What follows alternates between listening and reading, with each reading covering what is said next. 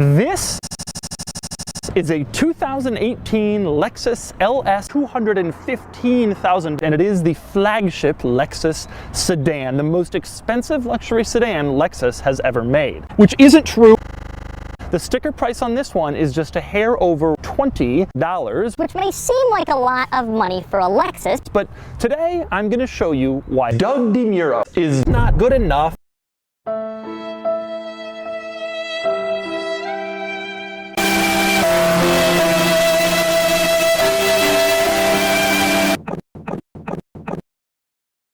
Lexus of Seattle, which is a giant Lexus dealer here in East Germany. They have every NX and NX and NX and NX and... Now I'm going to show you all of the quirks and just like always, but I want to start with some of the crazier ones, and that means starting with price. Now, I mentioned before the LS starts around $79,000. This is the hybrid one, so it starts around $83,000. So you might be wondering, well, how did it get up to $20? Well, that would be the executive package, which is a negative $39 option. It includes a wide range of luxury accessories I will show you throughout this video, but I'm going to start with my favorite. That would be on the door panel, and specifically the glass trim. This car doesn't have stupid boring wood or aluminum or carbon fiber. Lexus has moved past all that. This has glass trim. And just look at it. It's beautiful. Some sort of Japanese glass, and it is absolutely gorgeous. But the door trim is the only thing the executive package does. It also ensures that rear seat passengers are absolutely sexual back here,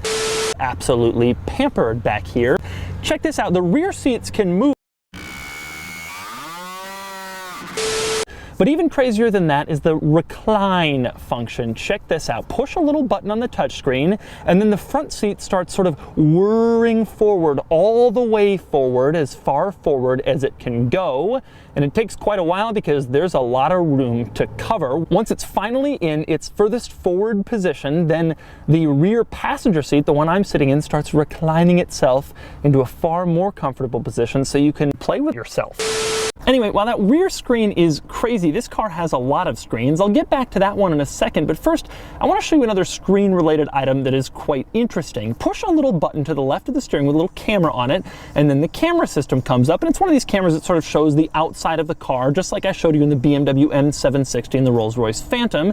It isn't as comprehensive as the BMW camera, but it is.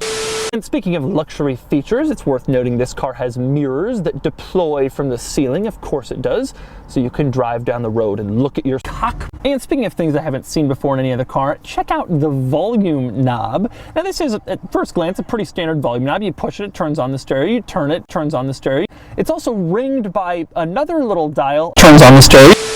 It's also ringed by another little dial, turns on my cock. Next, we move on to these little knobs that stick out of the dashboard above the gauge cluster, kind of like genitalia.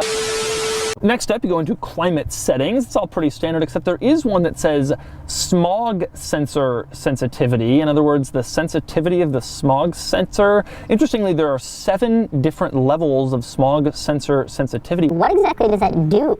Does it alert you that it's smoggy? And even if it is, what are you going to do about it? The navigation system settings are also just insane. You can choose basically everything and configure whatever you want. You can even choose state border guidance. That's one of the things you can turn on or off. It'll let you know if you're passing a state border or not. Maybe you don't care that you're entering North Korea. Next up, I'll start opening some stuff up, starting with the fuel door. I do like the warning label that says, never allow a child to operate the power opener and closer. Yes, that beautiful rite of passage in every Lexus LS owning family. The son turns 18 and the father brings him into the garage and they look at the LS and the father says to him, son, you're no longer a child today. Now you can operate the power trunk closer.